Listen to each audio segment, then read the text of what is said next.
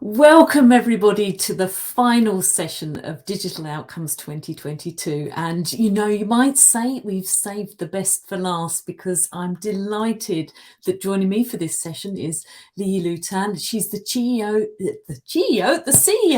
get my teeth in, and co-founder of Opstream. And she's a tech entrepreneur. And those of you that were at the last session with Phil and Jack will have heard all about tech entrepreneurship and all the innovation in the space. So we're going to be talking today about cracking the code and the importance of automating procurement in a recession. So you might think it's not quite the time to do things, but we're going to see whether Lihi thinks actually there's a case to making a change. So welcome, Lihi. For those people that haven't come across you, it'd be great if you could just tell us a bit about yourself. Did procurement find you, or did you find procurement? Because I know you've come from the procurement space before you've gone into this entrepreneurship gig. Yeah, so thanks, Helen, and I'm so excited to be here. Thanks for having me here. Maybe I'll share a bit about my background. I've been in the tech space forever. Way before I knew to spell procurement, I was in the tech space. And I spent my time both in startups and larger organizations, corporates. My longest journey was at a company called Taboola. Taboola is the largest content marketing network today, but I happen to be employee number 15 at Taboola, and I grew with the company till we were 1,500 employees, and I was VP Professional Services and Operation. Basically, as VP Operations at a super hyper growth startup, I purchased all the time because there was no one else to buy, and I realized that it's not that easy to buy. I realized that basically everyone in the industry are speaking about how to make sales easier, but I understood that buying is not that easy and that it's complicated and you need help with buying. So when I left Taboola and I started to speak with other companies out there about how do you do that, I realized that there is a real opportunity to help companies to basically buy better, to manage their spend before they actually decide to commit on spending. And we'll speak in a moment about what Opstream is doing, but very high level, what we do is basically that. We automate procurement operation in order to help companies do exactly that. And I know that's such a big pain point, isn't it, in the business, that people have that B2C buying experience, where it's just click one click and off you go and you've bought it and it's on its way. And yet in the business environment, it just feels so turgid. So it's really good that you're operating in this space. Let's have a think then about procurement automation, because one of the things we talk about at Art of Procurement is about how we can 10x our impact, and we see there's a really powerful case to be procurement and technology hand in hand. What have you seen has been the common response from procurement professionals and their teams to the idea of increased automation? Are they up for it, or perhaps not? What have you seen? So I think that when we look at the market now, we actually see that everyone feels that now is the time for procurement operation. Because if we look at what procurement teams and finance team need to do today, they need basically to do more with less. They have less people because of the layoffs, because of everything that is going on, because they do not get additional headcount, while they also need to do more. Because, for example, one of our customers, I just had a discussion with them last week, they needed to reduce the threshold of when procurement need to involve CFO in the process from 50K to 20K. So any purchase above 20K now need to go to the CFO. Procurement need to make sure that when it arrives to the CFO, it has all the details, everything is in place. which means that now there is way more work for procurement with way less people. And the only way to handle all of that is through automation. They can't do it otherwise. They just can't. So we actually find that a lot of procurement people now feel that if not now, so when? Now they are center, and now is the time for them to act on that. So in a sense, they're sort of, they don't have a choice. They've just got to get on with it, because otherwise they'll be up till midnight trying to do number crunching or whatever, and they just can't deliver. They're going to set themselves up for fail. That's quite interesting, because in a sense you still perhaps get the impression that people have a choice, or that it's something that they can avoid. Do you think that's meaning then that the resourcing behind that, so the CFO wants all the information, procurement needs the tech, is the resource flowing? Are CPOs making a good case then to invest in the technology to help them step up and produce that information quickly and adequately for what the CFO needs? So I think a lot of the CPOs understand very well why they need it, but a lot of them it's the chicken and the egg. They do not have automation in place, so they don't have enough data to show how much they have on their plate in order to show the need for either more headcount or more automation. It's the chicken and the egg. What we see is that once you provide a lot of data, you are able to show your case way better to the CFO. We actually, that's one of the main things that help CPOs to have a dashboard that they can not only have a seat at the table, but have what to say when they get the seat at the table. Because they are now being called into meetings because companies are looking to control their expenses, to control the spend. But how do they get the dashboard to show it? How do they get the data? How do they do that with no automation? It's a chicken and an egg, but we see that more and more CFOs really understand that. CFO really feels that today they're basically the person to go to in a company is the procurement person. That's how they can control it. So we actually see that budgets move into that in a lot of companies. And it sounds to me like that's quite powerful in terms of demonstrating the ROI. So if you've got the system, it's helping you be more efficient, it's helping you serve up the information you need to add value, that actually you can track efficiency, you can track value.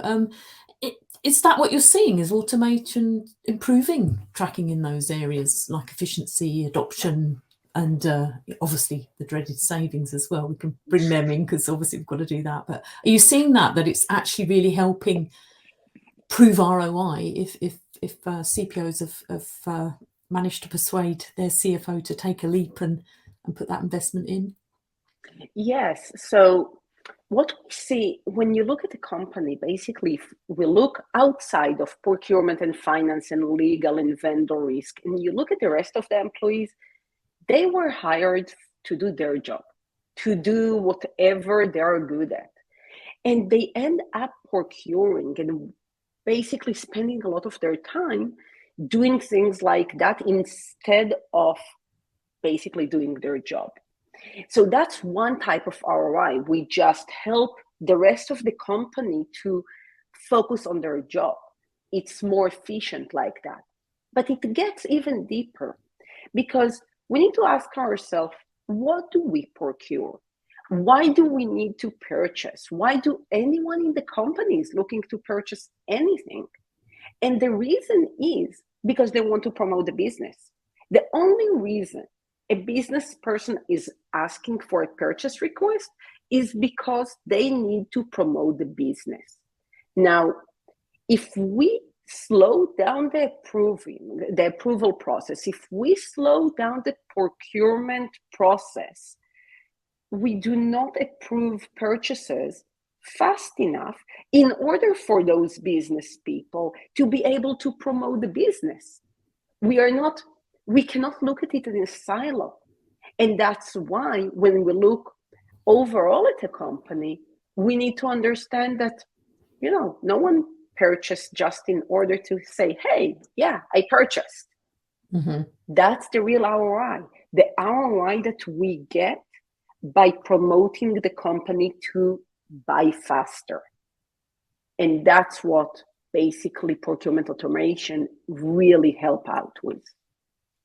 And, that sounds to me like we might have reached the point then where the opportunity for procurement to become, I love this phrase, impact multipliers through automation is actually upon us. And you mentioned at the beginning about that, getting in before spend actually happens, which is in a sense the holy grail for us in procurement. If we can get in before it's being delivered to the door and helping our colleagues buy smarter, better, or whatever, then that's brilliant. So is that point of becoming that impact multiplier really upon us now, then, you think? Yeah, I think that, so I'll say two things about that. One, about the idea of knowing before, not only before we purchase, but before we commit to purchase. Mm. So we actually see now that procurement people, they have a goal. They have a goal to have a certain, like maybe to purchase a certain thing, or to make sure that everything has the certain security, to make sure that vendor risk is involved, and of course, money oriented. And when we look at that, when we look at the fact that they have goals, but we do not automate the procurement process, there is no way for them to source smartly towards their goals, to source for their goals, basically. Which means that at the end of the day, procurement people cannot really, if they want to be to be basically an impact multiplier, they need a way to impact the company goals. So that's one. But the second thing I want to say is that if there is one thing that we all learned from the last 3 years or almost 4 years, is that in order to be a real impact multiplier, you need to know to embrace this change, because the world is changing so fast. And the changes that we all saw in the business world in the last few years, that's the number one thing that it taught us. Now, procurement people are not different than others. In order to really be able to change things quickly, they need to have systems in place. So they will not need for every change to stand in front of the company and say, new policy here, this is what you need to do there. Everything needs to happen behind the scene. A procurement automation platform should know to handle everything, and they should know to adapt to any change that is being requested from them. And I'm just seeing a question come in from the audience, which is quite, I'm not going to put it up because it's quite a long one, but it's just linked to that point that you've just made about being an impact multiplier and getting in at the start of the process. Now, we might see that as a really positive way we can make an impact in procurement, but actually the business might think it's going to mean slow buying. How do we counteract that, that sort of tension between, wanting to get it and order it now, and also the sort of impact multiplier side of things that we're aspiring to achieve? So I think the Holy Grail stands with a great UX, and basically making sure that we do not forget the end user, the business partner, because we need to build something that companies or business people will at least not hate. Because let's be frank, they want, as you say, they just want to purchase faster. They don't want to see us as blockers. And we need to enable that. We need to take that into account. We need to stay away from the traditional systems that focused on making sure that finance and legal and procurement people have everything they need, but ignored the end user. We need to look at ourselves as the bridge, basically, the one that see the needs of the business, work very closely with them. And if I look just on the small item of intake management, how do we ask the questions? We need to make sure that we ask all the questions and only the right questions from the get-go, so that the business person will not feel that it slowed them down. They got everything from the very first moment. Yeah, and that, you know, in a sense, I love that idea that we're satisfying everybody but the end, you know, the person in the business, you know, legal, finance, HR, whoever's in the equation there, risk management, and the person who actually needs the thing we're about to buy is neglected. So I love that idea of, you know, getting ahead of things, making sure at the front end of the process we've got everything we need from them. How do we do that? Yeah, I mean, that's quite a. Do we need some telepathy there, or how does the tech help us on that? Can it help us with anticipating what we're going to need?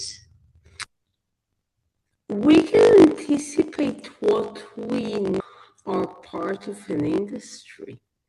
We can know what we need because companies our size and difference need it. We can also, because when we look at how over time, your sound's gone. I'm sorry to interrupt you, but your sound has gone very distorted. Okay. So whilst you just try and get your sound back,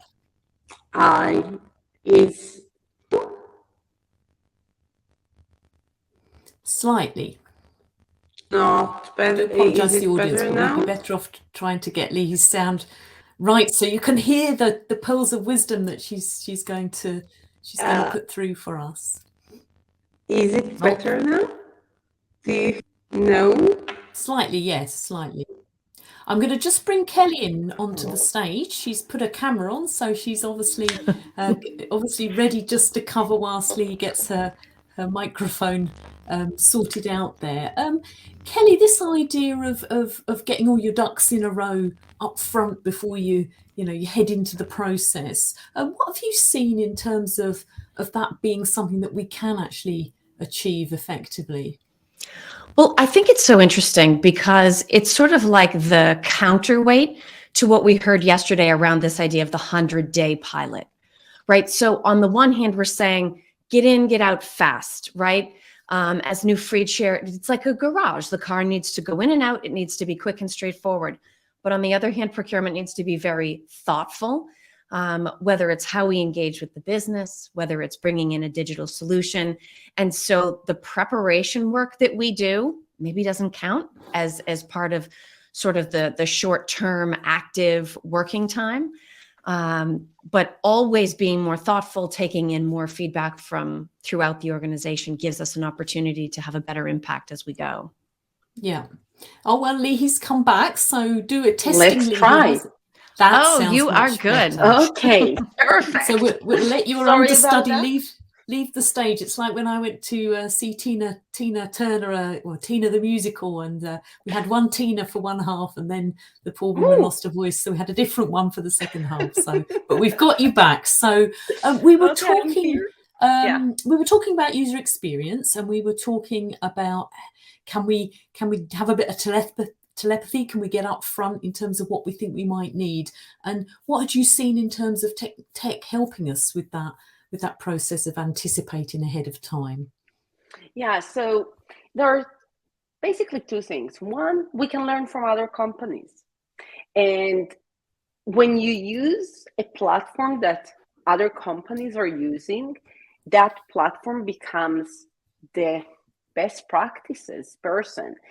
Like if I look at us at Opstream, we see how other companies actually utilize intake, what are the questions that they ask, how can they get in front of their end users, and we can learn from one company to the other, and then we have templates in place that we can basically share with different companies because we learn the best practices. It's always better to be part of the community, like here with Art of Procurement. People here listen to us now because we see a lot of different things within the procurement world, and that's how people learn from their peers.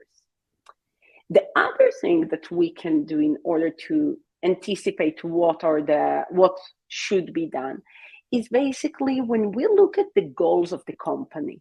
I think it's super important to align procurement goals with the company goals. And once you have company goals, you need to translate it to how can procurement help with those goals. You'll probably get better budgets into doing that. You'll get better seat at the table if you impact the company goal. And there are lots of ways to do that.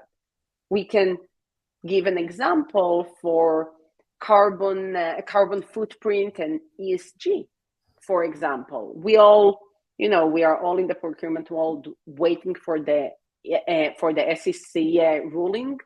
This year, we don't know what it will be, but we know that something will happen with carbon footprint, and we know that we will all be tasked with that. So how do we prepare towards that? How do we make sure that the minute we are being tasked with an industry change, we have the tools in place in order to make that change? Yeah, and that sounds like a really helpful way to get on the front foot about things, which is, and ESG is a big thing in the United States, but also for our audience who are based in other parts of the world. It's a big requirement now for procurement to really help the business with compliance.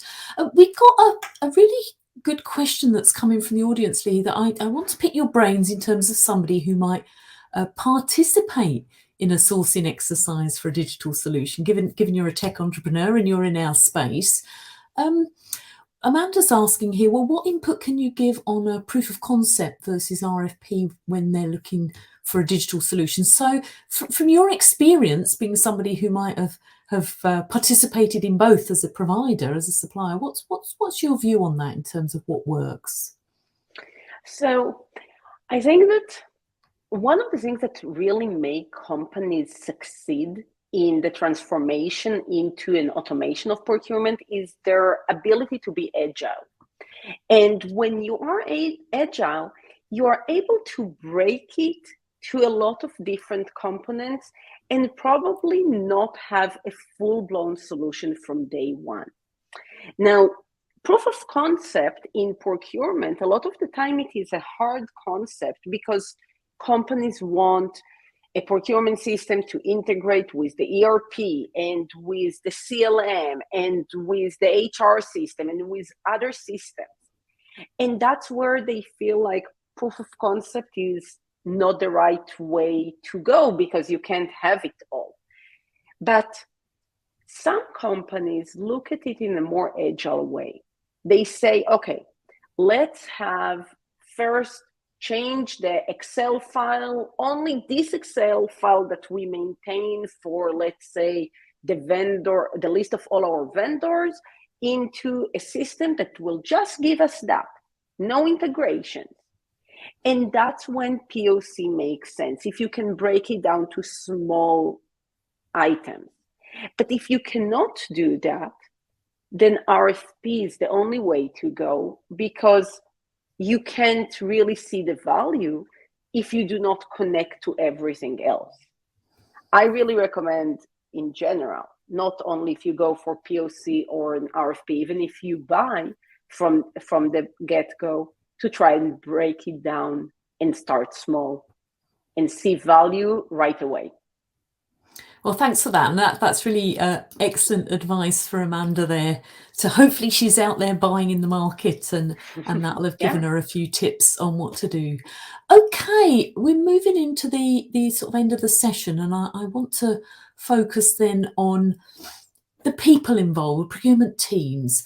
And what have you seen? How would you characterise the procurement teams that have been really successful in cracking their own code for successful procurement automation? I mean, particularly at this time, back to our title, in recession, in a time when, perhaps economic circumstances aren't quite as positive as we would like. What have you seen in terms of success?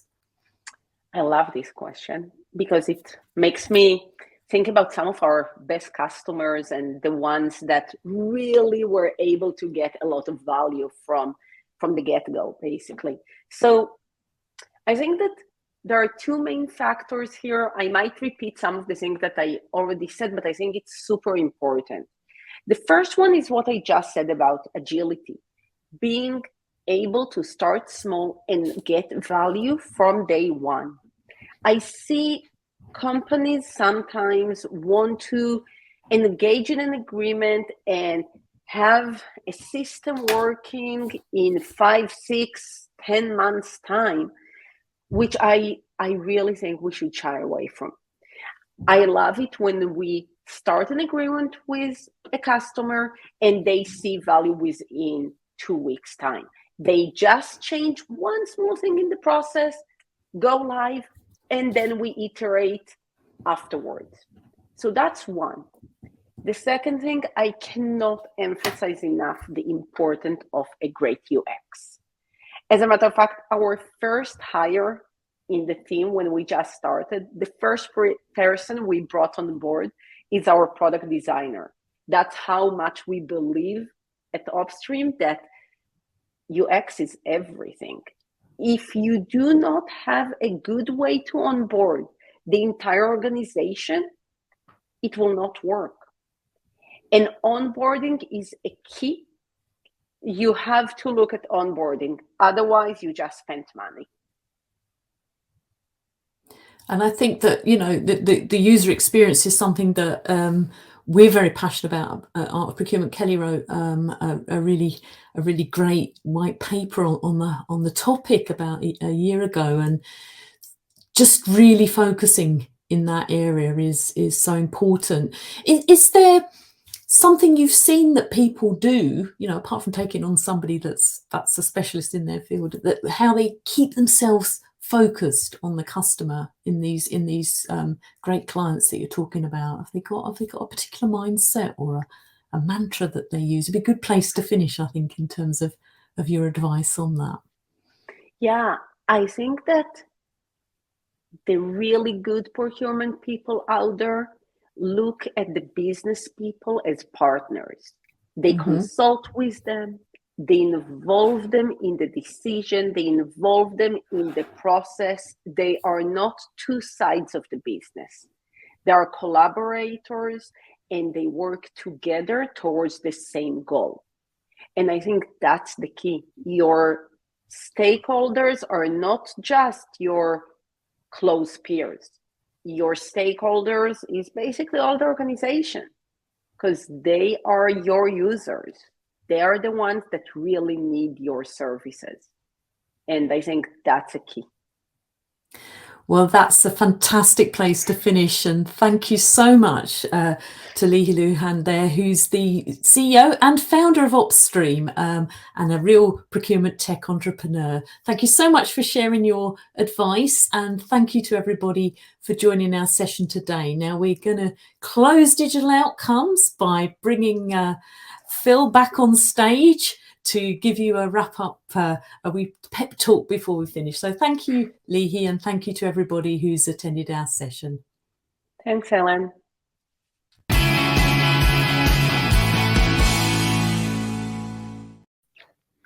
Hi, and I just want to thank, as Helen alluded to there, everybody for joining us at Digital Outcomes 2023. I hope that you've taken away some nuggets of information over the past couple of days that's really going to help you more effectively connect your digital transformation activities with driving business outcomes, which is really what this is all around. Now, if you have missed any of the sessions that we hosted 8 sessions over the last 2 days. They should all be available actually right now within the agenda in the platform that we've used for hosting the event. So just go, you should find, as you go down that agenda, all the different sessions, click on that.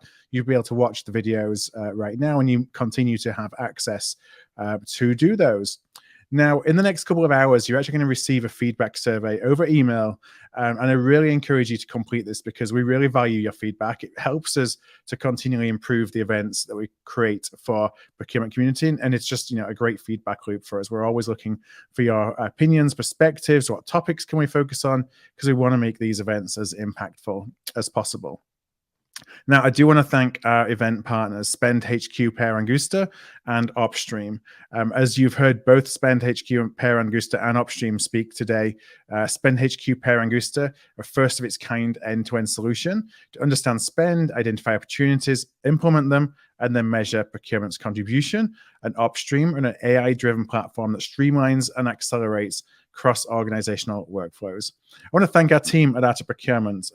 So much work, tireless effort goes into creating and producing an event like this. So a big thanks to Helen, to Kelly, and to Brittany on the team for just bringing everything together and make it happen, all the tech checks, all the session preparations, everything behind the scenes to get it running as smoothly as we can. Of course, this event wouldn't be possible without them. And just a final reminder that we do have a number of events already in the calendar for the next couple of months. We're actually going to be adding more, I think, before the end of the week. So if you're interested in more content, in more events, whether that's single webinars, we're going to have a couple of hour special events in March. All those events are listed. And if they're not there already, you're going to be added to over the next few days by going to artofprocurement.com/calendar. We hope that we see you again soon at one of those events. Until then, I hope everybody takes care. And thanks again for joining us.